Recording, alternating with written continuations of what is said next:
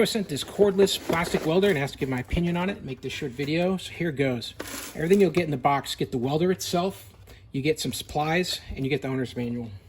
The different supplies you get are sets of different staples that are usable to fix different types of plastic that might be broken.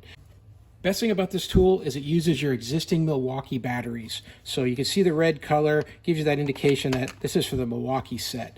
All you're going to need to do is plug that existing battery in that you already have, and then now you can use the trigger here to key on the LED light and to start the heating process. Now if I want to go ahead and lock that in place, I can pull the trigger in, press the lock, and it's going to keep the heat applying throughout, so that way I don't have to keep pulling on the trigger. Turn that off. What we're going to fix today is a piece of plastic here on this corner joint that broke. And you can see that the plastic just snapped off right here. And I'm going to use this tool to actually weld this back in place. I'll show you how I do that.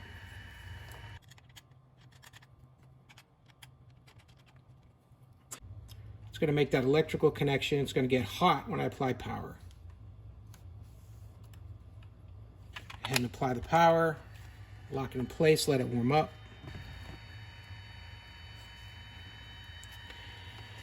Now you can see how hot that gets. It's actually turning orange. So that's going to melt right into the metal, into the plastic here.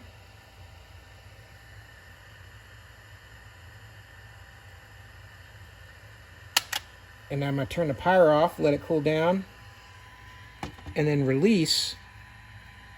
And you can see that I've just got this piece of metal melted right into the plastic there.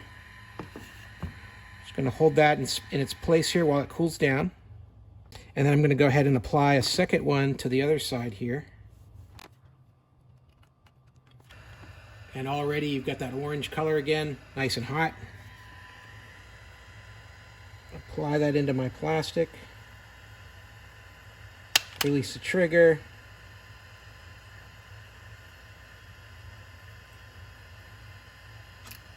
And then release from my mold. So that's it. This will cool down. I'm able to use the metal brace in here to give it support. I can just use some cutters to clip off this excess metal. And what I've got here is a replacement for this piece already built. And it's nice and strong. And I can even use that heated gun to do some more melting of the plastics here to blend those together. And that's how you do your plastic welds.